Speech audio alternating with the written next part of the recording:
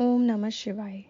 इस अध्याय में 5 कृत्यों का प्रतिपादन, प्रणव एवं पंचाक्षर मंत्र की महत्ता, ब्रह्मा विष्णु द्वारा भगवान शिव की स्तुति तथा उनका अंतर्धान बताया गया है। ब्रह्मा और विष्णु ने पूछा, प्रभु, सृष्टि आदि 5 कृत्यों के लक्षण क्या हैं? यह हम दोनों को बताइए। भगवान शिव बोले, मेरे कर्तव्यों को समझना अत्यंत गहन है, तथापि मैं कृपा पूर्वक तुम्हें उनके विषय में बता रहा हूँ। ब्रह्मा और अच्युत सृष्टि, पालन, संहार, तिरोभाव और अनुग्रह, ये 5 ही मेरे जगत संबंधी कार्य हैं जो नित्य सिद्ध हैं। संसार की रचना का जो आरंभ है उसी को सर्ग या सृष्टि कहते हैं। मुझसे पालित होकर सृष्टि का सुस्थिर रूप से रहना ही उसकी स्थिति है, उसका विनाश ही संहार है। प्राणों के उत्क्रमण को तिरोभाव कहते हैं। इन सब से छुटकारा मिल जाना ही मेरा अनुग्रह है। इस प्रकार मेरे 5 कृत्य हैं। सृष्टि आदि जो 4 कृत्य हैं, वे संसार का विस्तार करने वाले हैं। 5वां कृत्य अनुग्रह मोक्ष का हेतु है। वह सदा मुझ में ही अचल भाव से स्थिर रहता है। मेरे भक्तजन इन 5 कृत्यों को 5 भूतों में ही देखते हैं। सृष्टि भूतल में, स्थिति जल में, संहार अग्नि में, तिरोभाव वायु में और अनुग्रह आकाश में स्थित है। पृथ्वी से सबकी सृष्टि होती है, जल से सबकी वृद्धि एवं जीवन रक्षा होती है, आग सबको जला देती है, वायु सबको एक स्थान से दूसरे स्थान को ले जाती है और आकाश सबको अनुग्रहित करता है। विद्वान पुरुषों को यह विषय इसी रूप में जानना चाहिए। इन 5 कृत्यों का भार वहन करने के लिए ही मेरे 5 मुख हैं। 4 दिशाओं में 4 मुख हैं और इनके बीच में 5वां मुख है। पुत्रों, तुम दोनों ने तपस्या करके प्रसन्न हुए मुझ परमेश्वर से सृष्टि और स्थिति नामक 2 कृत्य प्राप्त किए हैं। ये दोनों तुम्हें बहुत प्रिय हैं। इसी प्रकार मेरी विभूति स्वरूप रुद्र और महेश्वर में 2 अन्य उत्तम कृत्य संहार और तिरोभाव मुझसे प्राप्त किए हैं, परंतु अनुग्रह नामक कृत्य दूसरा कोई नहीं पा सकता। रुद्र और महेश्वर अपने कर्म को भूले नहीं हैं, इसलिए मैंने उनके लिए अपनी समानता प्रदान की है। वे रूप, वेश, कृत्य, वाहन, आसन और आयुध आदि में मेरे समान ही हैं। मैंने पूर्व काल में अपने स्वरूप भूत मंत्र का उपदेश किया है, जो ओंकार के रूप में प्रसिद्ध है। वह महामंगलकारी मंत्र है। सबसे पहले मेरे मुख से ओंकार प्रकट हुआ, जो मेरे स्वरूप का बोध कराने वाला है। ओंकार वाचक है और मैं वाच्य हूँ। यह मंत्र मेरा स्वरूप ही है। प्रतिदिन ओंकार का निरंतर स्मरण करने से मेरा ही सदा स्मरण होता है। मेरे उत्तरवर्ती मुख से आकार का, पश्चिम मुख से उकार का, दक्षिण मुख से मकार का, पूर्ववर्ती मुख से बिंदुका का तथा मध्यवर्ती मुख से नाद का प्राकट्य हुआ है। इस प्रकार 5 अवयव से युक्त ओंकार का विस्तार हुआ है। इन सभी अवयवों से एकीभूत होकर वह प्रणव ओम नामक एक अक्षर हो गया। यह नाम रूपात्मक सारा जगत तथा वेद उत्पन्न स्त्री पुरुष वर्ग रूप दोनों कुल इस प्रणव मंत्र से व्याप्त हैं। यह मंत्र शिव और शक्ति दोनों का बोधक है। इसी से पंचाक्षर मंत्र की उत्पत्ति हुई है, जो मेरे सकल रूप का बोधक है। वह अकार आदि क्रम से और मकार आदि क्रम से क्रमशः प्रकाश में आया है। ओम नमः शिवाय, यह पंचाक्षर मंत्र है। इस पंचाक्षर मंत्र से मातृका वर्ण प्रकट हुए हैं, जो 5 भेद वाले हैं। उसी से शिरो मंत्र सहित त्रिपदा गायत्री का प्राकट्य हुआ है। उस गायत्री से संपूर्ण वेद प्रकट हुए हैं और उन वेदों से करोड़ों मंत्र निकले हैं। उन मंत्रों से भिन्न भिन्न कार्यों की सिद्धि होती है, परंतु इस प्रणव एवं पंचाक्षर से संपूर्ण मनोरथों की सिद्धि होती है। इस मंत्र समुदाय से भोग और मोक्ष दोनों सिद्ध होते हैं। मेरे सकल स्वरूप से संबंध रखने वाले सभी मंत्रराज साक्षात भोग प्रदान करने वाले और शुभकारक हैं। नंदिकेश्वर कहते हैं, तदनंतर जगदम्बा पार्वती के साथ बैठे हुए गुरुवर महादेव जी ने उत्तराभिमुख बैठे हुए ब्रह्मा और विष्णु को पर्दा करने वाले वस्त्र से आच्छादित करके उनके मस्तक पर अपना कर कमल रखकर धीरे धीरे उच्चारण करके उन्हें उत्तम मंत्र का उपदेश दिया। मंत्र तंत्र में बताई हुई विधि के पालन पूर्वक 3 बार मंत्र का उच्चारण करके भगवान शिव ने उन दोनों शिष्यों को मंत्र की दीक्षा दी। फिर उन शिष्यों ने गुरु दक्षिणा के रूप में अपने आप को ही समर्पित कर दिया और दोनों हाथ जोड़कर उनके समीप खड़े हो उन देवेश्वर जगत गुरु का स्तवन किया। ब्रह्मा और विष्णु बोले, प्रभु आप निष्कल रूप हैं, आपको नमस्कार है। आप निष्कल तेज से प्रकाशित होते हैं, आपको नमस्कार है। आप सबके स्वामी हैं, आपको नमस्कार है। आप सर्वात्मा को नमस्कार है, अथवा सकल स्वरूप आप महेश्वर को नमस्कार है। आप प्रणव के वाचार्थ हैं, आपको नमस्कार है। आप प्रणवलिंग वाले हैं, आपको नमस्कार है। सृष्टि, पालन, संहार, तिरोभाव और अनुग्रह करने वाले आपको नमस्कार है। आपके 5 मुख हैं, आप परमेश्वर को नमस्कार है। पंच ब्रह्म स्वरूप 5 कृत्य वाले आपको नमस्कार है। आप सबके आत्मा हैं, ब्रह्म हैं। आपके गुण और शक्तियां अनंत हैं, आपको नमस्कार है। आपके सकल और निष्कल 2 रूप हैं। आप सद्गुरु एवं शंभु हैं, आपको नमस्कार है। इन पद्यों द्वारा अपने गुरु महेश्वर की स्तुति करके ब्रह्मा और विष्णु ने उनके चरणों में प्रणाम किया। महेश्वर बोले, आर्द्रा नक्षत्र से युक्त चतुर्दशी को प्रणव का जप किया जाए तो वह अक्षय फल देने वाला होता है। सूर्य की संक्रांति से युक्त महा आर्द्रा नक्षत्र में एक बार किया हुआ प्रणव जप कोटि गुने जप का फल देता है।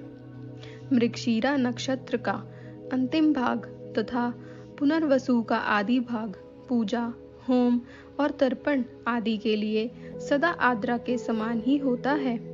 यह जानना चाहिए। मेरा या मेरे लिंग का दर्शन प्रभात काल में ही प्रातः और संगव काल में करना चाहिए।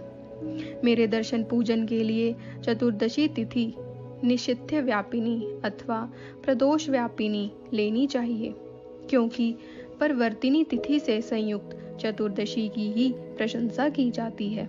पूजा करने वालों के लिए मेरी मूर्ति तथा लिंग दोनों ही समान हैं। फिर भी मूर्ति की अपेक्षा लिंग का स्थान ऊंचा है। इसलिए मुमुक्षु पुरुषों को चाहिए कि वे वेर मूर्ति से भी श्रेष्ठ समझकर लिंग का ही पूजन करें। लिंग का ओमकार मंत्र से और वेर का पंचाक्षर मंत्र से पूजन करना चाहिए। शिवलिंग की स्वयं ही स्थापना करके अथवा दूसरों से भी स्थापना करवाकर उत्तम द्रव्य में उपचारों से पूजा करनी चाहिए। इससे मेरा पद सुलभ हो जाता है। इस प्रकार उन दोनों शिष्यों को उपदेश देकर भगवान शिव वहीं अंतर्ध्यान हो गए। ओम नमः शिवाय। इस अध्याय में शिवलिंग की स्थापना, उसके लक्षण और पूजन की विधि का वर्णन तथा शिव पद की प्राप्ति कराने वाले सत्कर्मों का विवेचन किया गया है। ऋषियों ने पूछा, सूत जी, शिवलिंग की स्थापना कैसे करनी चाहिए, उसका लक्षण क्या है तथा उसकी पूजा कैसे करनी चाहिए, किस देश काल में करनी चाहिए और किस द्रव्य के द्वारा उसका निर्माण होना चाहिए। सूत जी ने कहा, महर्षियों, तुम लोगों के लिए इस विषय का वर्णन करता हूँ। ध्यान देकर सुनो और समझो। अनुकूल एवं शुभ समय में किसी पवित्र तीर्थ में, नदी आदि के तट पर अपने रुचि के अनुसार ऐसी जगह शिवलिंग की स्थापना करनी चाहिए जहाँ नित्य पूजन हो सके। पार्थिव द्रव्य से, जलमय द्रव्य से अथवा तेजस पदार्थ से अपनी रुचि के अनुसार कल्पोक्त लक्षणों से युक्त शिवलिंग का निर्माण करके उसकी पूजा करने से उपासक को उस पूजन का पूरा फल प्राप्त होता है। संपूर्ण शुभ लक्षणों से युक्त शिवलिंग की यदि पूजा की जाए तो वह तत्काल पूजा का फल देने वाला होता है। यदि चल प्रतिष्ठा करनी हो तो इसके लिए छोटा सा शिवलिंग अथवा विग्रह श्रेष्ठ माना जाता है, और यदि अचल प्रतिष्ठा करनी हो तो स्थूल शिवलिंग अथवा विग्रह अच्छा माना गया है।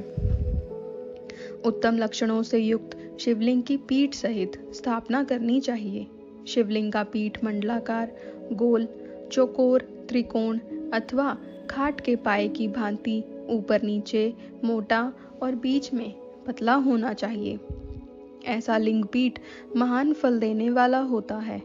पहले मिट्टी से, प्रस्तर आदि से अथवा लोहे आदि से शिवलिंग का निर्माण करना चाहिए। जिस द्रव्य से शिवलिंग का निर्माण हो उसी से उसका पीठ भी बनाना चाहिए। इससे कम लंबाई हो तो फल में भी कमी आ जाती है, अधिक हो तो कोई दोष की बात नहीं है। चरलिंग में भी वैसा ही नियम है। उसकी लंबाई कम से कम कर्ता के 1 अंगुल के बराबर होनी चाहिए।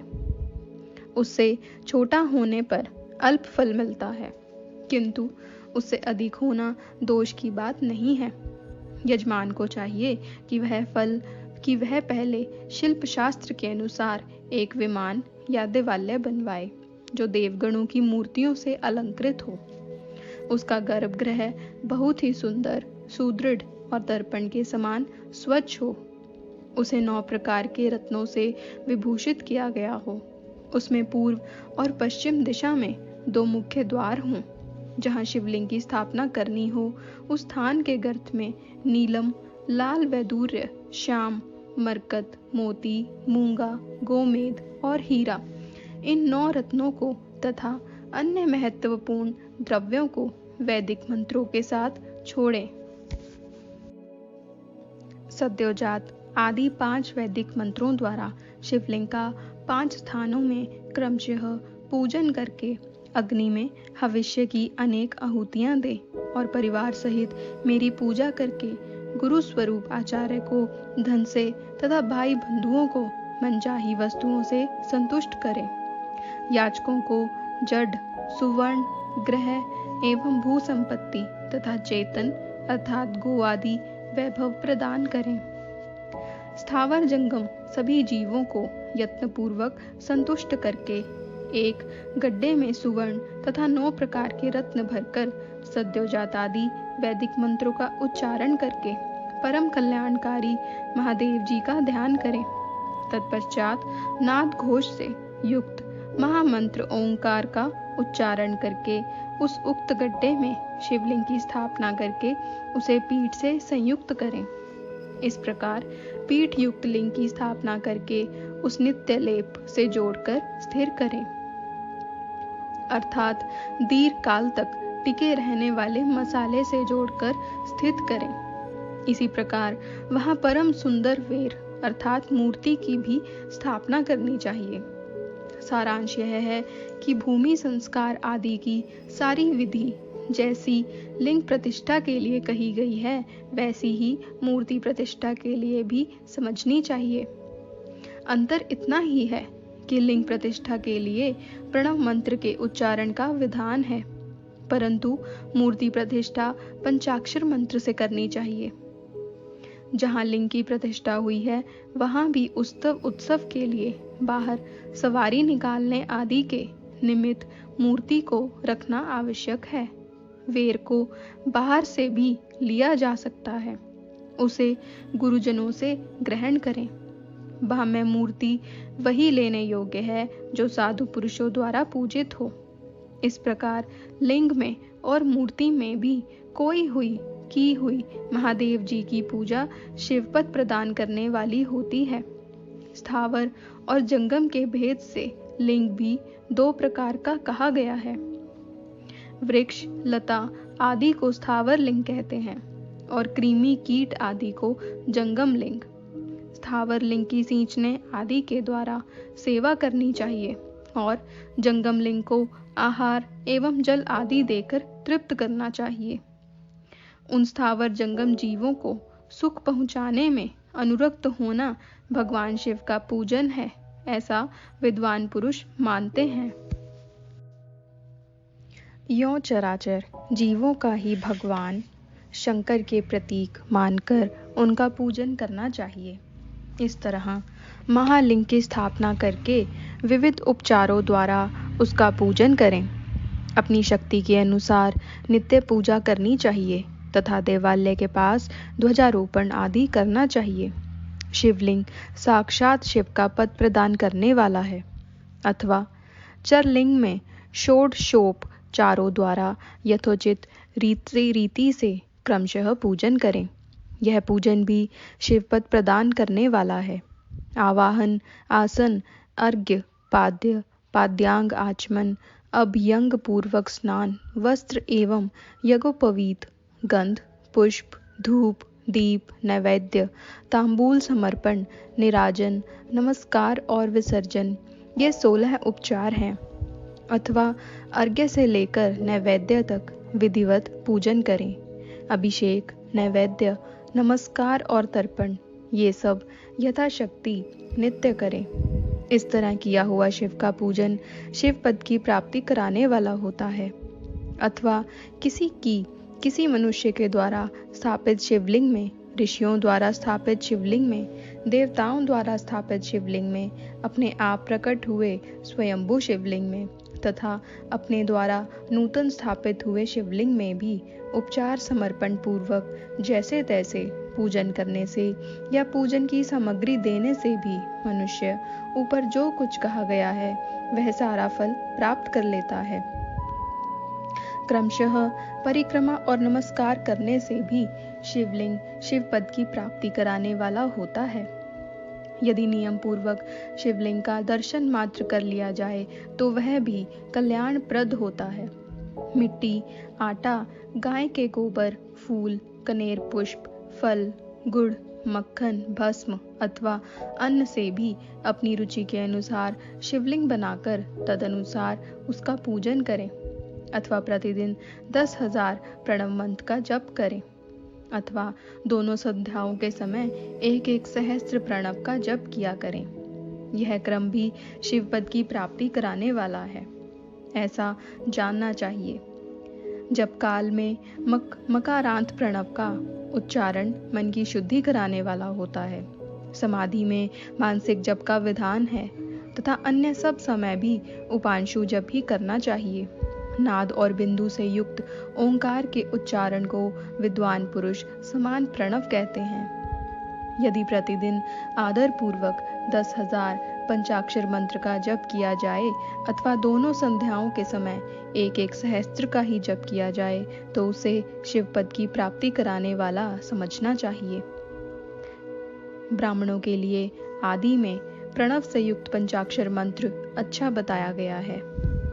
कलश से किया हुआ स्नान, मंत्र की दीक्षा, मातृकाओं का न्यास, सत्य से पवित्र अंतकरण वाला ब्राह्मण तथा ज्ञानी गुरु, इन सबको उत्तम माना गया है। द्विजों के लिए नमः शिवाय के उच्चारण का विधान है। द्विजेतरों के लिए अंत में नमः पद के प्रयोग की विधि है, अर्थात वे शिवाय नमः इस मंत्र का उच्चारण करें। स्त्रियों के लिए भी कहीं कहीं विधि पूर्वक नमोअंत उच्चारण का ही विधान है, अर्थात वे भी शिवाय नमः का ही जप करें। कोई ऋषि ब्राह्मण की स्त्रियों के लिए नमः पूर्वक शिवाय के जप की अनुमति देते हैं, अर्थात वे नमः शिवाय का जप करें। पंचाक्षर मंत्र का 5 करोड़ जप करके मनुष्य भगवान सदाशिव के समान हो जाता है। 1, 2, 3 अथवा 4 करोड़ का जप करने से क्रमशः ब्रह्मा, विष्णु, रुद्र तथा महेश्वर का पद प्राप्त होता है। अथवा मंत्र में जितने अक्षर हैं उनका पृथक 1-1 लाख जप करें अथवा समस्त अक्षरों का एक साथ ही जितने अक्षरों हों उतने लाख जप करें। इस तरह के जप को शिवपद की प्राप्ति कराने वाला समझना चाहिए। यदि 1000 दिनों में प्रतिदिन 1 सहस्त्र जप के क्रम से पंचाक्षर मंत्र का 10 लाख जप पूरा कर लिया जाए और प्रतिदिन ब्राह्मण भोजन कराया जाए तो उस मंत्र से अभीष्ट कार्य की सिद्धि होने लगती है। ब्राह्मण को चाहिए कि वह प्रतिदिन प्रातःकाल 1008 बार गायत्री का जप करे। ऐसा होने पर गायत्री क्रमशः शिव का पद प्रदान करने वाली होती है। वेद मंत्रों और वैदिक सूक्तों का भी नियम पूर्वक जप करना चाहिए। वेदों का पारायण भी शिव पद की प्राप्ति कराने वाला है, ऐसा जानना चाहिए। अन्यान्य जो बहुत से मंत्र हैं उनका भी जितने अक्षर हों उतने लाख जप करें। इस प्रकार जो तो यथाशक्ति जप करता है वह क्रमशः शिव पद मोक्ष को प्राप्त कर लेता है। अपनी रुचि के अनुसार किसी एक मंत्र को अपनाकर मृत्यु पर्यंत प्रतिदिन उसका जप करना चाहिए, अथवा ओम इस मंत्र का प्रतिदिन 1 सहस्त्र जप करना चाहिए। ऐसा करने पर भगवान शिव की आज्ञा से संपूर्ण मनोरथों की सिद्धि होती है। जो मनुष्य भगवान शिव के लिए फुलवाड़ी या बगीचे आदि लगाता है तथा शिव के सेवा कार्य के लिए मंदिर में झाड़ने बुहारने आदि की व्यवस्था करता है, वह इस पुण्य कर्म को करके शिव पद प्राप्त कर लेता है। भगवान शिव के जो काशी आदि क्षेत्र हैं उनमें भक्ति पूर्वक नित्य निवास करें। वह जड़ चेतन सभी को भोग और मोक्ष देने वाला होता है। अतः विद्वान पुरुष को भगवान शिव के क्षेत्र में आमरण निवास करना चाहिए। पुण्य क्षेत्र में स्थित बावड़ी, कुआं और पोखरे आदि को शिवगंगा समझना चाहिए। भगवान शिव का ऐसा ही वचन है। वहां स्नान, दान और जप करके मनुष्य भगवान शिव को प्राप्त कर लेता है। अतः मृत्यु पर्यंत शिव के क्षेत्र का आश्रय लेकर रहना चाहिए। जो शिव के क्षेत्र में अपने किसी मृत संबंधी का दाह, दशा, मासिक श्राद्ध, सपिंडीकरण अथवा वार्षिक श्राद्ध करता है अथवा कभी भी शिव के क्षेत्र में अपने पितरों को पिंड देता है, वह तत्काल सब पापों से मुक्त हो जाता है और अंत में शिव पद पाता है। अथवा शिव के क्षेत्र में 7, 5, 3 या 1 ही रात निवास कर लें। ऐसा करने से भी क्रमशः शिव पद की प्राप्ति होती है। लोक में अपने अपने वर्ण के अनुरूप सदाचार का पालन करने से भी मनुष्य शिव पद को प्राप्त कर लेता है। वर्णानुकूल आचरण से तथा भक्ति भाव से वह अपने सत्कर्म का अतिशय फल पाता है। कामना पूर्वक किए हुए अपने कर्म के अभीष्ट फल को शीघ्र ही पा लेता है। निष्काम भाव से किया हुआ सारा कर्म साक्षात शिव पद की प्राप्ति कराने वाला होता है। दिन के 3 विभाग होते हैं, प्रातः, मध्याह्न और सायं। इन तीनों में क्रमशः एक एक प्रकार के कर्म का संपादन किया जाता है। प्रातःकाल को शास्त्र विहित नित्य कर्म के अनुष्ठान का समय जानना चाहिए। मध्याह्न काल सकाम कर्म के लिए उपयोगी है तथा सायंकाल शांति कर्म के उपयुक्त है, ऐसा जानना चाहिए। इसी प्रकार रात्रि में भी समय का विभाजन किया गया है। रात के 4 प्रहरों में से जो बीच के 2 प्रहर हैं उन्हें तिथि निशित काल कहा गया है। विशेषतः उसी काल में की हुई भगवान शिव की पूजा अभीष्ट फल को देने वाली होती है। ऐसा जानकर कर्म करने वाला मनुष्य यथोक्त फल का भागी होता है। विशेषतः कलयुग में कर्म से ही फल की सिद्धि होती है। अपने अपने अधिकार के अनुसार ऊपर कहे गए किसी भी कर्म के द्वारा शिवाराधन करने वाला पुरुष यदि सदाचारी है और पाप से डरता है तो वह उन कर्मों का पूरा फल अवश्य प्राप्त कर लेता है। ऋषियों ने कहा, सूत जी, पुण्य क्षेत्र कौन कौन से हैं जिनका आश्रय लेकर सभी स्त्री पुरुष शिव पद प्राप्त कर लें, यह हमें संक्षेप से